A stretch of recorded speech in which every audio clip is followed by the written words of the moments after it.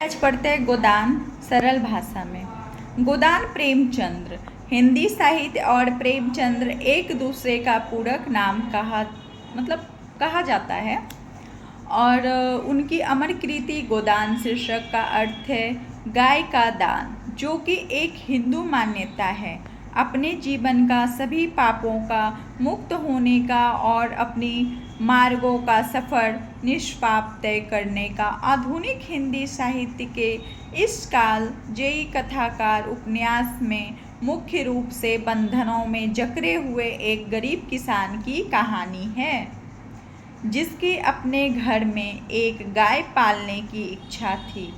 जब भारत स्वाधीनता के लिए संघर्ष कर रहा था, गरीबों का शोषण जमींदारों और समाज के ठेकेदारों के हाथों होता था और गरीब इसे ही अपनी नियति मानते थे। पूंजीपति अमीर होते जा रहे थे और गरीब तो और भी ज़्यादा गरीब होते जा रहे थे। गरीब महिलाओं का दमन होता था।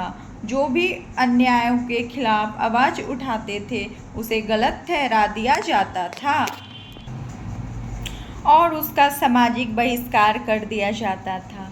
इस उपन्यास में कई कहानियाँ एक दूसरे में गुथी हुई है।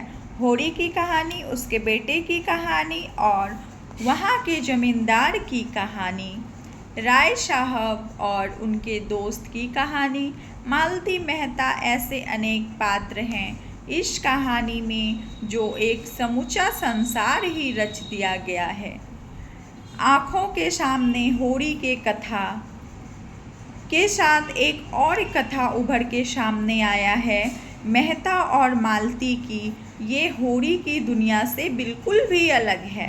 कहानी का मुख्य पात्र नायक होरी एक गरीब किसान जो नीति के विरुद्ध जाना पाप समझता है, अपने साथ हो रहे अन्याय और भी अपनी किस्मत समझता है। नरम दिल का है पर बहुत ही दब्बू भी है।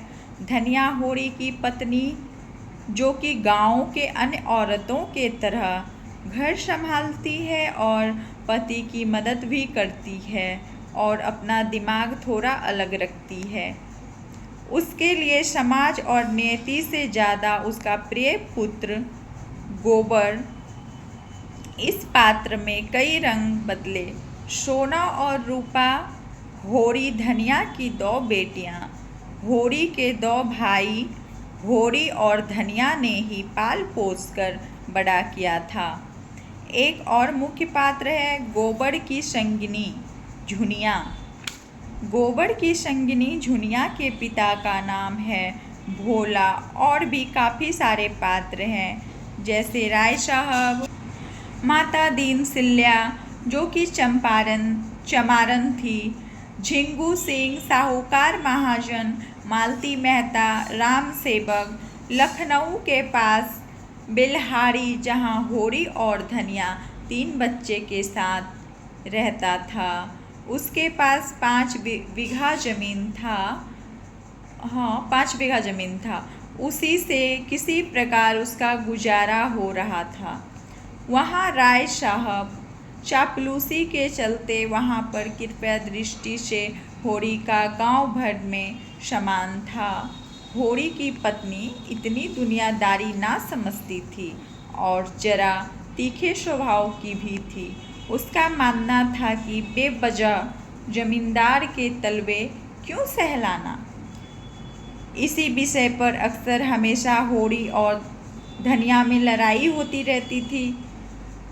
उसके पुत्र गोबर को अपने पिता के जमींदार के चापलूसी करना पसंद बिल्कुल भी नहीं था। 16 वर्ष का था, जवान, खून गर्म था। 2 बेटियां, सोना 12 वर्ष की थी और रूपा 8 वर्ष की थी। एक दिन राय साहब से मिलने जाने वक्त होरी की मुलाकात भोलानाथ से हुई। अपने गाय लिए चला जा रहा था। भोला की गाय को देखकर होरी की वर्षों का लालसा फिर से जग गई। एक गाय खरीदने की बातचीत में होरी ने एक जिम्मा लिया, भोला की रिश्ता तय करवाने की। उसकी पत्नी की मृत्यु हो चुकी थी। भोला की जो पत्नी है उसकी मृत्यु पहले हो चुकी थी। वह फिर से अपना दोबारा विवाह करना चाह रहा था। होरी को भोला की कमज़ोर नस मिल गई थी। भोला भी होरी के बातों में आ गया था। शादी के बाद पे अपनी गाय होरी को देना चाहता था। होरी ने भोला का दुखड़ा सुन के वह उसका दुखड़ा सुन रही थी। फिर भोला का दुखड़ा सुनना वह ध्यान से बहुत गौर से सुन रही थी, क्योंकि उसको तो गाय का लालसा था। और फिर वो दुखड़ा सुनते सुनते उसका दिल पसीज गया। उसने भोला को अपने घर से भूसा ले जाने को कहा। भूसा पहुँचाने गोबर और होरी मतलब उसके घर भूसा पहुँचाने गई थी। गोबर और होरी उसके घर तक गई थी भूसा पहुँचाने के लिए। वहाँ गोबर की मुलाकात झुनिया से हुई। दोनों में थोड़ा बातचीत हुई। गोबर का मन झुनिया में रिझ गया। गोबर का जो मन है झुनिया पे आ गया। फिर होरी के घर गाय का इंतजार होने लगा। इसी बीच उसके भाई और पत्नी के बांस बेचने का बात हुआ और गर्मा गर्मी हो गया। आपस में मतभेद झगड़ा लड़ाई हो गया।